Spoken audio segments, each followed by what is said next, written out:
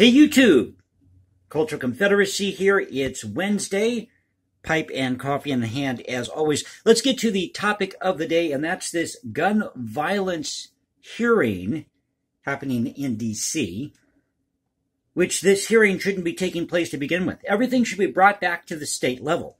Said that time and time again. If you want to solve this issue with guns, bring it back to the state level.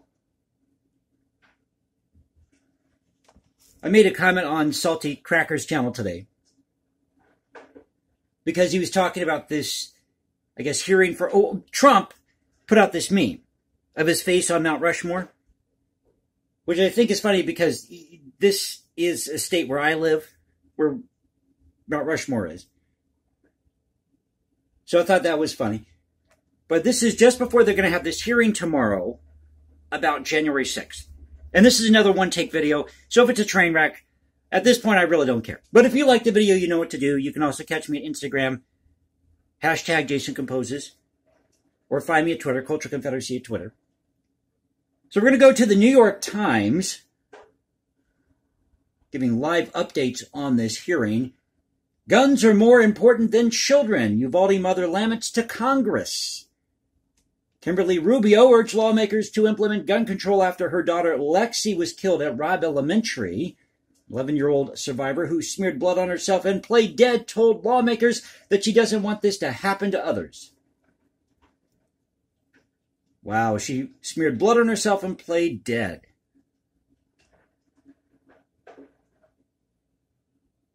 Uvalde voices plead with Congress for action on gun control. We're bleeding out and you're not there.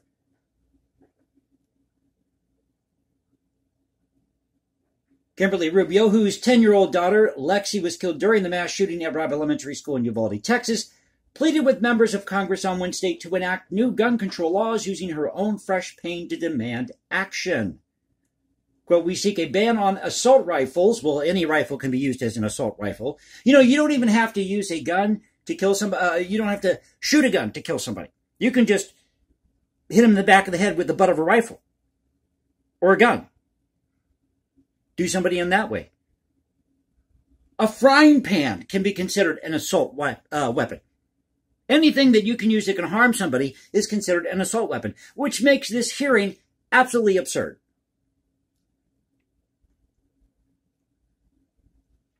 So we seek a ban on assault rifles and high-capacity magazines, Ms. Rubio said, her voice shaking after recounting the last time she saw her daughter and the panicked moments before she learned that Lexi was dead. So 53 minutes ago, according to this, the House is now voting to open debate on Democrats' wide-ranging gun legislation. In an attempt to squeeze Republicans, Democrat leaders have included a resolution condemning the racist Great Replacement theory to the procedural vote. Now, if this is supposed to be strictly about gun violence, then we should not be having any other type of legislation or any other type of bill put into this hearing, or anything submitting a bill into this hearing. Whatever you call it. Now get this, the Justice Department aims to finish an inquiry of the Uvalde response in 6 months. In 6 months. What's happening in 6 months, folks? Oh, wait, that brings us to November. The midterms? 6 months. I could get this investigation done probably in less than a month. Gotta love government efficiency, right? So the Justice Department said on Wednesday that it was fast-tracking its investigation. If 6 months is fast-tracking, then I don't know what is. Into the law enforcement response to the school massacre last month in Uvalde, Texas. Officials said they hope to produce a report in 6 months that would identify mistakes and help small departments confront mass shooters. How about having security on campus? We can start there. So an hour ago, Attorney General Merrick Garland on Wednesday announced that a team of former law enforcement officials from around the country will undertake a minute-by-minute investigation of the police response to the Uvalde school shooting. The effort is being fast-tracked. Back it up, back it up. No. We don't need the federal government getting involved in this. Let the local authorities investigate this. Let the Texas State Bureau of Investigations investigate this, what happened in Uvalde, Texas. Keep the federal government out of it.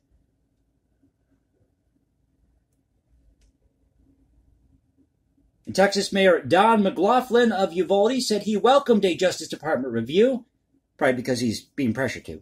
Quote, I trust the assessment will be fair and transparent, the mayor said. Our grieving families in our community deserve answers to all their questions. But isn't it funny that after all these mass shootings, this is exactly what happens? The federal government gets involved, we have to have these hearings, and nothing gets done. But they sure feel good having this hearing, don't they? You people in D.C. are so full of it. And the irony here is that I can guarantee you that that hearing is surrounded by security, people with guns. But we're going to have a hearing on gun violence, even though you are protected by people, security, who have guns. Okay. Now, 2 hours ago, Representative Henry Johnson, Democrat of Georgia, pushes back against Republicans' argument that more guns in the hands of good people could reduce violence. As I said, I'm doing this in one take. He warns that if Congress does not restrict gun purchases, we'll continue to see rising rates of gun violence in America. Where's this proof of this? I did a video talking about, maybe I should go grab the stats now, talking about how small these incidents with gun violence really are in a country of 26 million people?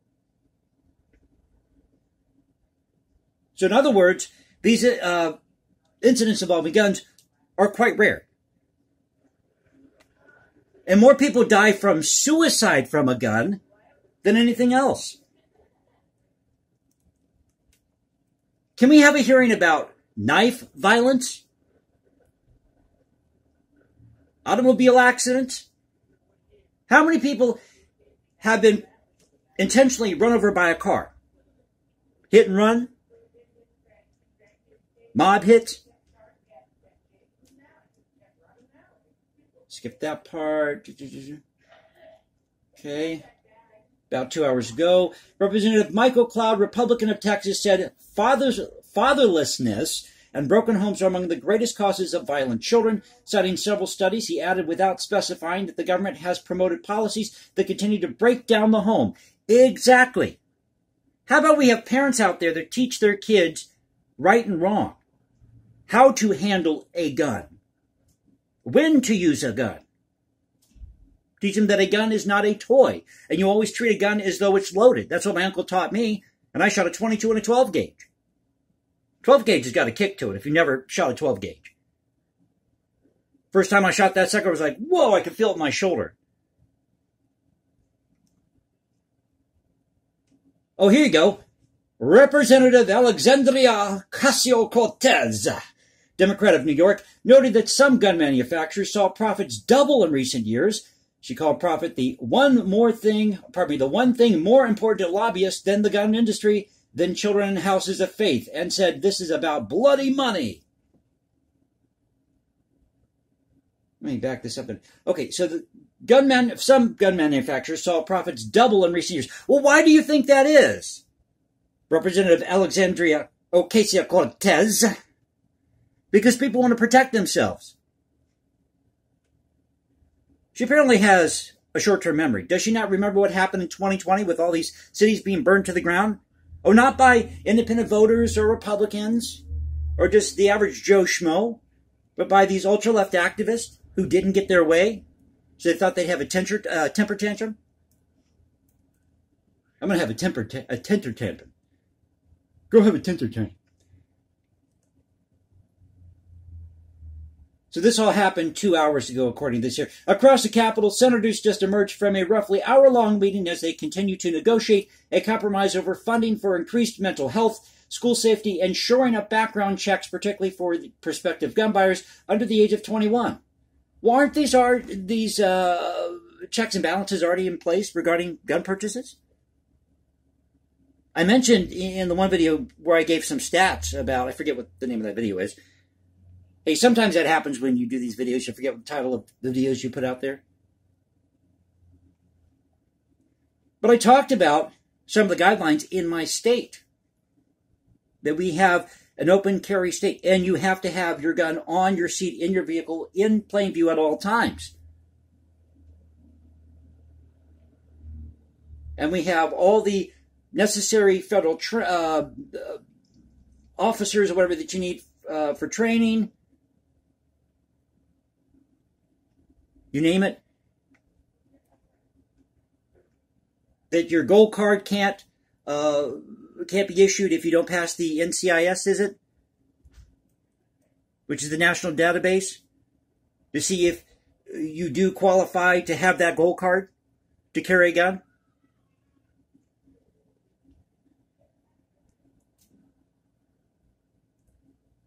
Oh, let's see. It says something about Baltimore.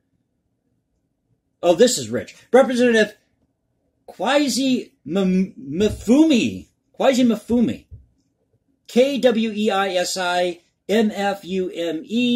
Democrat of Maryland, whose district includes much of Baltimore, where gun killings have spiked over the past 5 years, said if Congress is not able to pass meaningful gun control laws, I really believe that they are doomed in our fight against murderers and their guns and the evil and the pain that they spread. How about getting a rein on your city? The crime in the inner city. Representative Mfume. Is it Mfume or Mfume? After a morning of wrenching testimonials from grieving parents in mass shooting, of course, because there's an old saying, you go on TV to cry.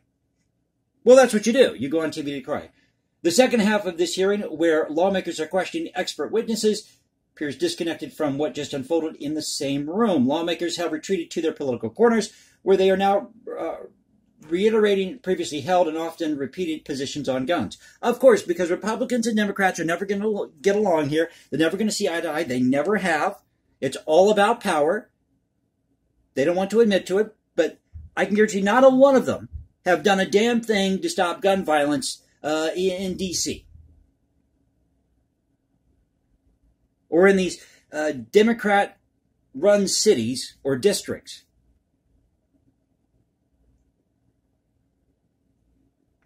I mean, Republicans have done a slightly better job, but let's face it, you got two parties in power that think that they should rule the roost, that they know better than everybody else, and yet they know nothing.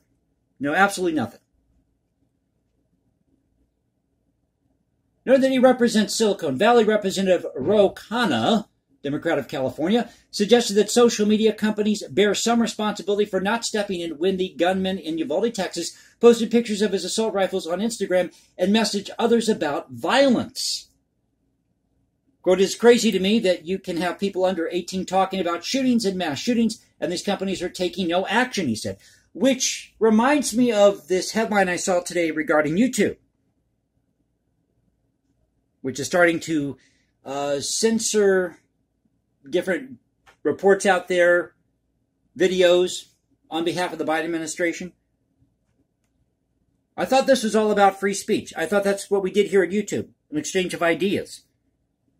Now, if you got somebody out there who's putting out a video where he's talking about, I'm going to shoot up a school and this, that, or the other, then of course take that video down. Because obviously he's posed a threat. But aren't these guardrails already in place here at YouTube? So why do we need more policies to censor more videos? YouTube, Google.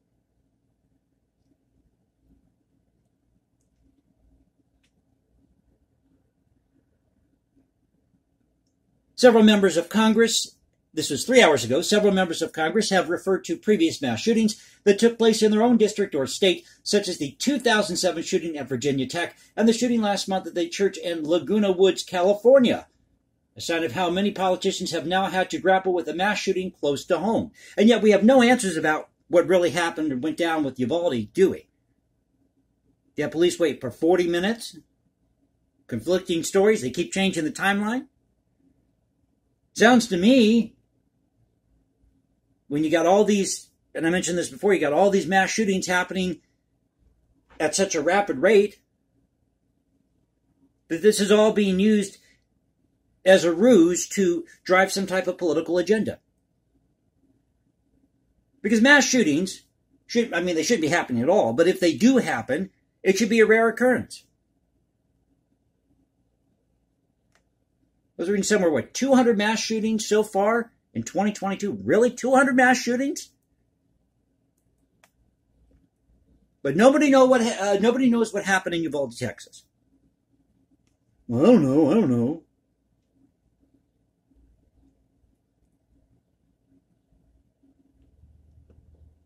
Mayor Eric Adams of New York City, who is in charge of the nation's largest school district, said it would not be helpful to arm teachers as a means of protecting students from shootings.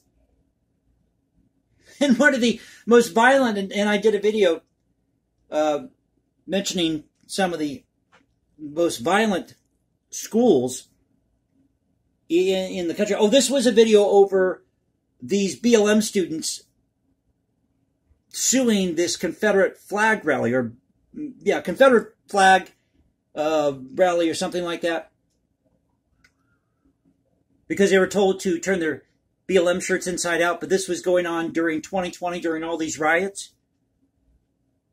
And that school was nowhere on the list of the most dangerous schools in the United States, but probably the number one most dangerous school was in New York City.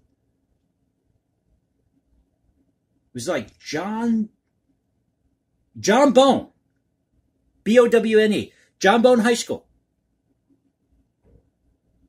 The most dangerous school in the United States. And why is that? Officers are being attacked at that school. You got drug deals going on.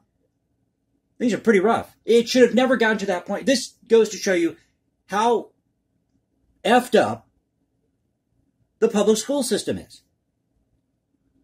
Because these officials won't get off their asses to do anything to change what's happening with these public schools that aren't safe. Like this John Bone High School. No high school should be on the list of the top 25 most dangerous schools in the United States. Parents need to learn how to raise their kids. We need to have security on these campuses. We need to give people the ability to protect themselves, which is a Second Amendment right. It's part of American culture because we believe in the value of life and protecting property. And having these hearings in Washington, D.C. on gun violence aren't going to change what's in the Second Amendment. It's not going to change one iota of what's going on with these quote-unquote mass shootings until you people in D.C. get off your ass, go back to your district, and fix the problems in your district. About time somebody told you the truth. So I thought I'd go through these minutes, so to speak, of what's going on with this hearing, this show trial. And I think there's another one scheduled about January 6th tomorrow.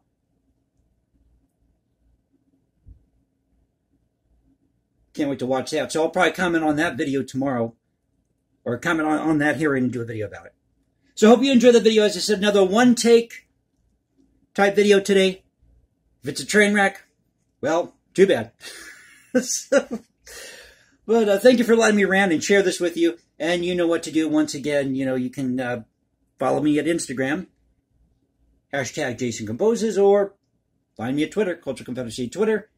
And like, subscribe, you know all that fun jazz here on YouTube. So Cultural Confederacy saying peace out, stay safe, everybody. God bless this great country, and I'll catch you next time.